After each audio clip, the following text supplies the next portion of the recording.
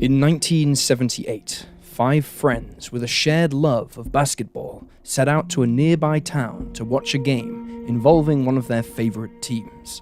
What was supposed to be an enjoyable occasion, however, turned to horror when, for reasons unknown, they wound up on a steep mountain road where their car became stuck. The group of men then abandoned the vehicle. In the subsequent months, 4 of the 5 men were discovered dead, their bodies in various locations across the area. The mystery of what happened to the Yuba County 5 continues to perplex authorities and online sleuths even 4 decades later.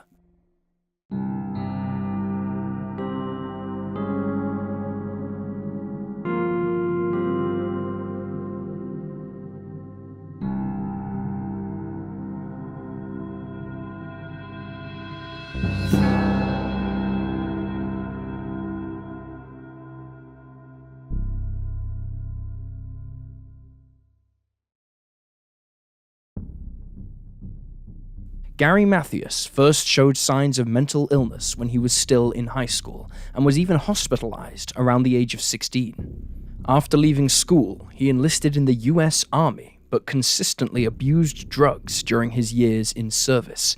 He was eventually diagnosed as a paranoid schizophrenic and given a psychiatric discharge from the military. Back in his home state of California, though, Gary didn't improve. Instead of seeking treatment, he continued to self-medicate with illegal substances and was arrested and jailed on several occasions for carrying out violent attacks on men and women. He escaped from a mental hospital in 1974 wearing pajamas and hitchhiked about 100 miles back to his home. In a separate incident where he escaped hospital, he walked 540 miles from Portland, Oregon to Marysville, California. Eventually, Gary sought proper treatment and began taking medication for his schizophrenia. His behavior saw a marked improvement, and by 1978, he was considered by his doctors to be, quote, one of our sterling success cases. He was able to hold down a job at his stepfather's gardening business, which supplemented his disability pay from the army, and for the 2 years leading up to his disappearance, his behavior, by all accounts, had been excellent. In the months before he went missing, Gary became friends with 4 other men. The group were affectionately referred to by family members as the Boys, with each of them living with their parents in Yuba City and Marysville, California. Theodore Ted Wire was the oldest of the group at age 32. He was described as a slow learner and was known to be friendly and trusting in the same way as a child. It was noted that he would wave to strangers and become upset if they did not wave back. Ted had spent some time working as a janitor and a snack bar clerk, but eventually quit at the persuasion of his family, who believed his slowness was causing issues. Jack Madruga, aged 30, was the second oldest of the group. A high school graduate and an army veteran, he too was informally labeled as a slow learner. He had recently been let go from his job as a busboy. 29-year-old William Bill Sterling and 24-year-old Jackie Hewitt were both described as having learning disabilities. Jackie was closest to Ted, noted as being a shadow to his friend, and he was known to hate making phone calls. Ted would often answer or make calls on his behalf. Meanwhile, Bill was reportedly deeply religious and spent hours reading at the library. The group's favorite thing to do together was watch or play sports. They were particularly fond of basketball, which they played together on a team called the Gateway Gators. The team was supported by a local program for those with intellectual disabilities, and the day after the men disappeared, the Gateway Gators were due to participate in a week-long tournament sponsored by the Special Olympics. The winners of the tournament would get a free holiday in LA, and the group were very excited about the event and had been meticulously planning and preparing for it in the weeks before. On the evening of February 24th, 1978, a day before the tournament began, the group thought it would be fun to watch a basketball game at the California State University as a team they liked were playing. All 5 men piled into Jack's turquoise and white 1969 Mercury Montego. Only he and Gary had driving licenses, but Jack was very particular about his car, which was his pride and joy, and refused to let anyone else drive it. Just before 10 p.m., the men got back into the car after the basketball game ended. Before making the journey home, they decided to stop at Bear's Market in downtown Chico. The woman working the till that night remembered the group because they came in just as she was about to begin closing up, much to her irritation. The men bought various snacks, 2 Pepsis and some milk, before leaving and getting back into their car. They drove south of Chico and were never seen again. The following morning, their families reported them missing. Though the police in Yuba County began searching for any sign of them in and around Chico, they were unable to locate the 5 men or their vehicles. It wasn't until February 28th that the first clue in the case was found, when a forest ranger spotted the Mercury Montego parked along Oroville-Quincy Road. He had initially seen the car on the 25th, but was unaware that it was connected to 5 missing people until he saw a bulletin pertaining to the case. At this point, he made investigators aware of his findings. Inside the car, police found nothing particularly useful. There were wrappers and empty cans and cartons from the items the men had purchased from Bear's Market, programs from the game they'd attended, and a copy of several maps, including one of California. One of the most peculiar things detectives noted, though, was the vehicle's location. It was 70 miles from Chico, and nowhere near any route available at the time that would take them to Marysville or Yuba City. Furthermore, the track that it was on was described as a long, winding, mountainous dirt road, and nobody, including the men's family, could understand why they'd climbed such a road, especially given that they were not prepared for the harsh winter weather. Each man had gone out in a light jacket. They had made no mention of stopping by anywhere else after the game, and it was unlike them to do so, given that they had plans to attend their basketball tournament the following day. Jack Madruga's parents noted that their son was not fond of cold weather and had never gone up into the mountains. Similarly, Bill's father pointed out that his son was not interested in the outdoors. He'd once taken him on a fishing trip, but he did not seem to enjoy it. The car was around 4,400 feet in elevation, around where the snow line was at that time of year. The remainder of the road was closed for the winter. While the car had gotten stuck in snowdrifts, and there was evidence that the men had attempted to spin the wheels to get it out, investigators believed that the snow wasn't so deep that the 5 men couldn't have pushed it free. They also noted that the keys were missing, and initially suspected that the vehicle had, in some way, failed. But after hot-wiring the Montego, they discovered that the car was running perfectly, and there was still fuel left in the tank. This led to a lot of confusion about why the men had abandoned their vehicle. By all accounts, there was no reason they couldn't have freed the car and returned to the road. A further look at the vehicle, once it had been towed back to the station, revealed that the undercarriage had no dents, gouges, or mud scrapes, despite having been driven a considerable distance up a bumpy, mountainous dirt road. It is described as a low, heavy car, which would have been even weightier with 5 adult men inside. Investigators theorized that the car had been driven very carefully or by someone familiar with the road. However, Jack's parents noted that he would not be familiar with the terrain, and as mentioned earlier, he did not let others drive his car. One other oddity about the vehicle is that it had been left unlocked and with a window rolled down. Jack's loved ones stated that it was unlike him to leave the car in such an unsecured state. Further search efforts after this point were abandoned due to the worsening weather. Though no more evidence was collected at this time, the police were inundated with reported sightings of the men in various parts of the state and beyond. Some alleged sightings put them in Ontario, Canada, and others in Tampa, Florida. There was even a supposed sighting of them in a Sacramento cinema in the company of an older man. None of these sightings were ever proven at the time. Police even spoke with psychics at this point, who claimed they'd been kidnapped and taken to Arizona or Nevada, while another alleged that they'd been murdered in Oroville in a 2-story red brick house, or possibly a red-stained wood house with a gravel driveway and the number 4723 or 4753. One investigator on the case, Yuba County Lieutenant Lance Ayers even drove around looking for the house for 2 days, but was unable to find it. One witness who is deemed credible by investigators is Joseph Shans, who was 55 at the time of the disappearance. He told authorities that on the night of February 24th, he had been in the vicinity of where the Montego had been abandoned. According to Joseph, he had a cabin and had driven up intending to check in on the property. At 5:30 p.m. and about 150 feet up the road, however, his vehicle became stuck. In the process of trying to free it, he realized he was experiencing the early symptoms of a heart attack. He returned to his car and kept the engine running to provide heat. 6 hours passed before Joseph saw headlights behind him. At this point, he was lying in his car and experiencing severe pain.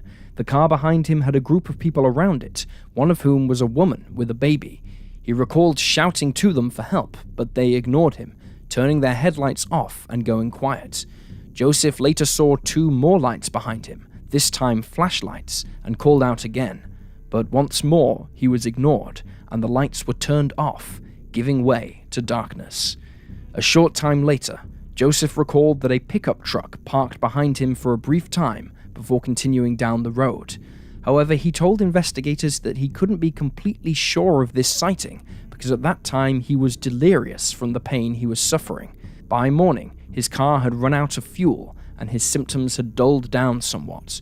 He decided then to walk 8 miles down the road to a lodge where he was driven back home.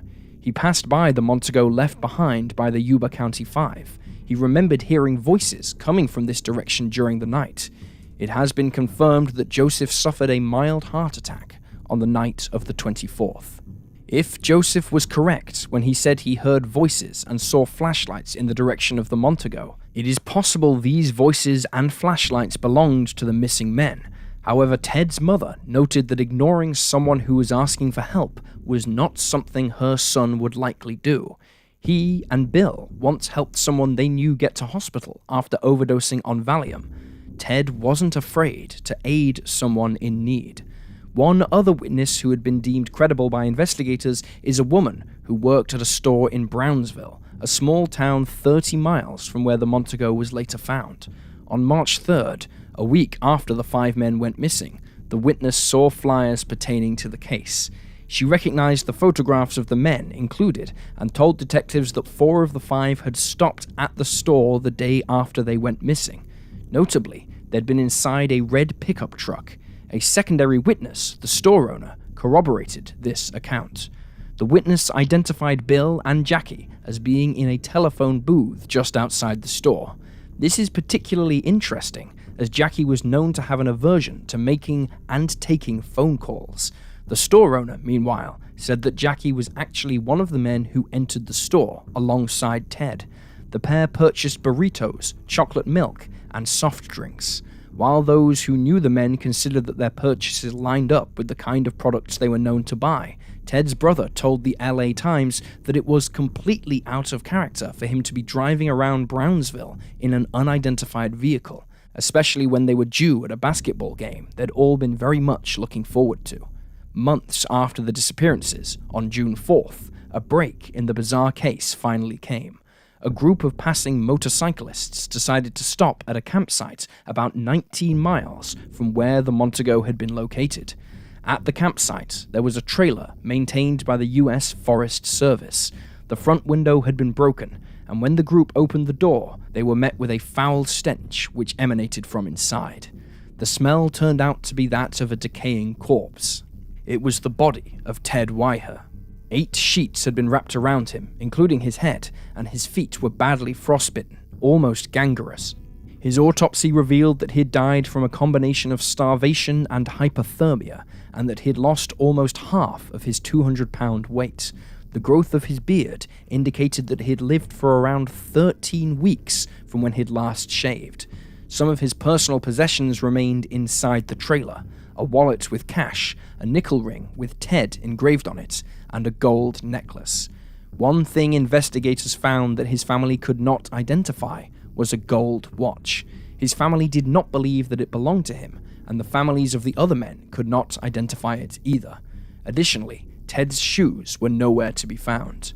searchers soon discovered further bodies, those of Jack Madruga and Bill Sterling.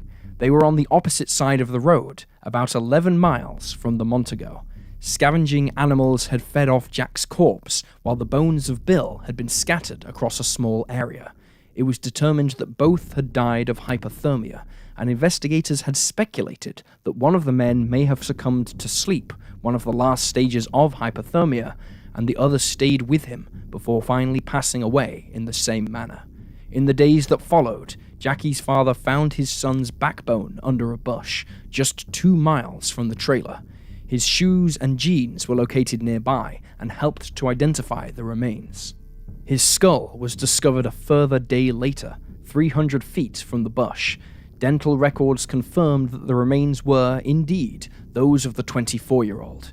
His cause of death was established as hypothermia. About 400 meters from the trailer, searchers found the Forest Service blankets and a rusted torch by the road, but it is unclear how long those items were there. Though authorities distributed Gary's image to mental institutions in California, as it was likely that he didn't have his medication, he has never been located. Investigators found Ted's demise to be particularly troublesome, given that the trailer contained food, matches, tinder, and even heavy forestry clothing, which would have helped the men keep warm. They discovered that about a dozen C ration cans from a nearby storage shed had been opened and the contents eaten, but a locker in that same shed hadn't been accessed. It contained enough food for all 5 men to sustain themselves for a year. Similarly, a butane tank that could have been used to continue heating the trailer had been left untouched. It seems, though, that Ted's actions aren't that bizarre given his known behaviors. His family stated that he lacked common sense due to his disability, noting that he often asked why he should stop at a stop sign, and once spent over $100 on pencils that he had no use for. One night, when the family's house caught fire, he even had to be dragged out of bed after telling his family to leave him alone because he needed to rest for work the following day. Authorities also concluded that it was likely Ted hadn't been alone in the trailer, speculating that both Gary and Jackie had been in there with him at some point. Gary's trainers had been left behind, causing some speculation that he'd taken Ted's shoes because his own no longer fit due to his feet swelling from frostbite. Furthermore, the C rations had been opened with a P-38 can opener, and only Gary or Jack Madruga would have been familiar with this device, given that they both served time in the military. It has also been noted that the sheets over Ted's body had likely been wrapped around him by somebody else, as his feet would have caused far too much pain for him to maneuver the fabric around himself.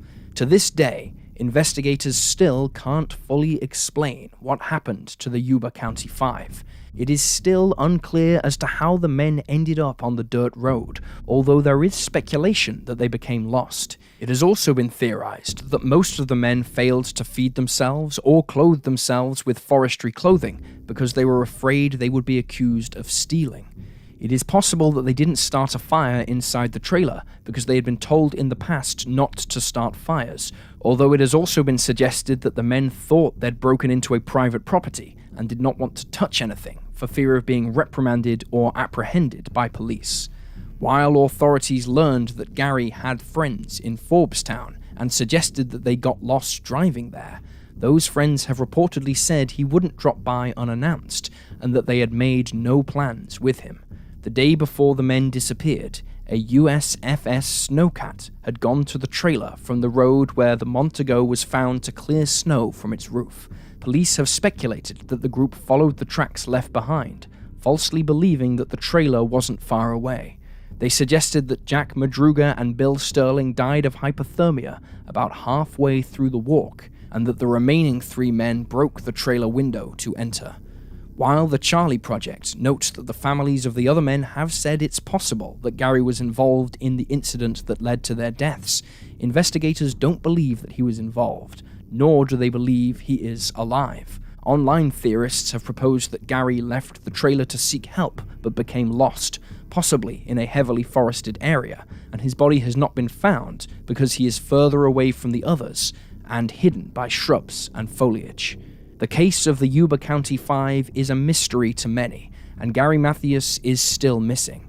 Gary is described as a white male with brown hair and hazel eyes.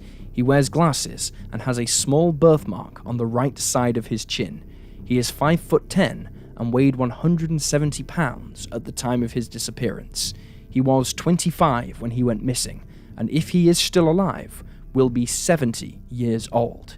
If you have any information about Gary's disappearance, you can contact the Yuba County Sheriff's Department at 530-749-7777. And there you have the facts. Please leave a comment down below with your own theories and speculations, and remember to like this video and subscribe to support the channel. Thank you for watching. Stay alert, stay safe, and I'll see you next time.